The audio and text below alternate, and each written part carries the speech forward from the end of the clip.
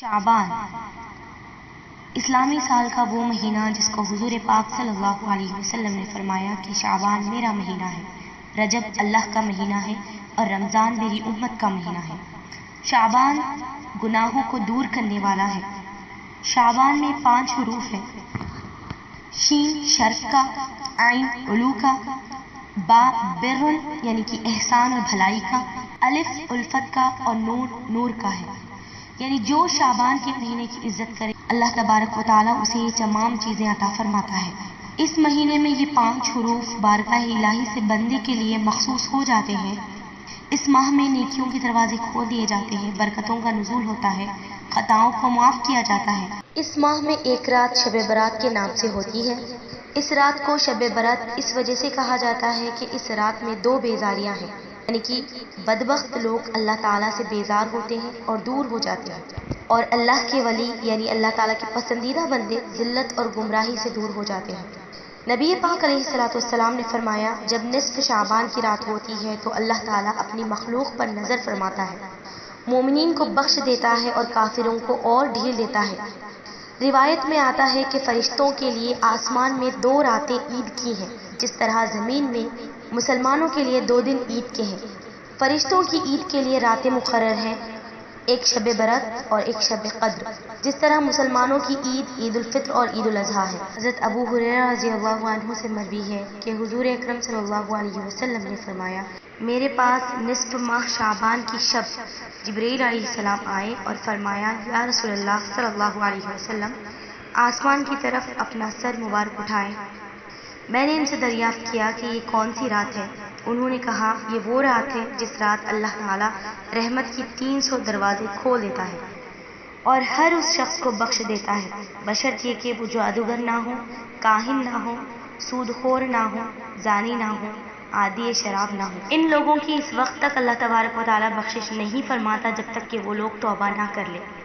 پھر جب رات کا 4تھائی حصہ گزر گیا تو جبرائیل علیہ السلام پھر آئے اور کہا، یا رسول اللہ صلی اللہ علیہ وسلم، اپنا سر مبارک اٹھائیں۔ آپ نے ایسا ہی کیا۔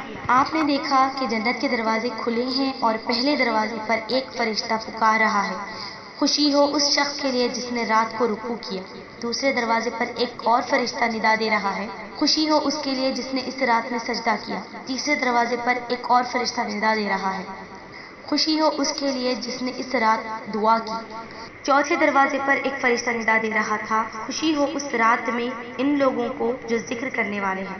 5ویں دروازے پر فرشتہ پکار رہا تھا، خوشی ہو اس کے لیے جو اللہ کے خوف سے اس رات میں رویا۔ 6 دروازے پر فرشتہ پکار رہا تھا، اس رات میں تمام مسلمانوں کے لیے خوشی ہو۔ 7ویں دروازے پر فرشتہ ندا دے رہا تھا، کیا ہے کوئی مانگنے والا کہ اس کی آرزو اور طلب پوری کی جائے؟ 8ویں دروازے پر فرشتہ پکار رہا تھا، کیا کوئی معافی کا طلبگار ہے کہ اس کے گناہ معاف کیے جائیں؟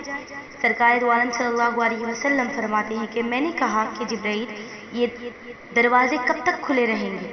جبرائیل علیہ السلام نے کہا کہ اول شب سے طلوع فجر تک۔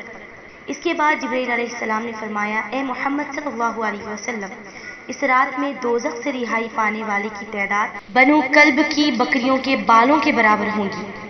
ابو نصر رحمہ اللہ نے بالاسناد حضرت عائشہ صدیقہ رضی اللہ عنہا سے روایت کی کہ آپ نے فرمایا، میں نے رسول پاک صلی اللہ علیہ وسلم سے سنا کہ اللہ تعالیٰ 4 راتوں میں خیر و برکت کے دروازے صبح تک کھول دیتا ہے: شب عید الاضحیٰ، شب عید الفطر، شب عرفہ اور شب نصف ماہ شعبان۔ اس رات میں ہوتا کیا ہے؟ تو سنیے، اس رات مخلوق کی عمر، ان کی روزی اور حاجیوں کے نام لکھے جاتے ہیں۔ روایت میں یہ بھی آیا ہے کہ اس رات میں اللہ تعالیٰ آئندہ سال کے تمام امور کا انتظام فرما دیتا ہے۔ بعض زندوں کو مردوں کی فہرست میں لکھ دیا جاتا ہے۔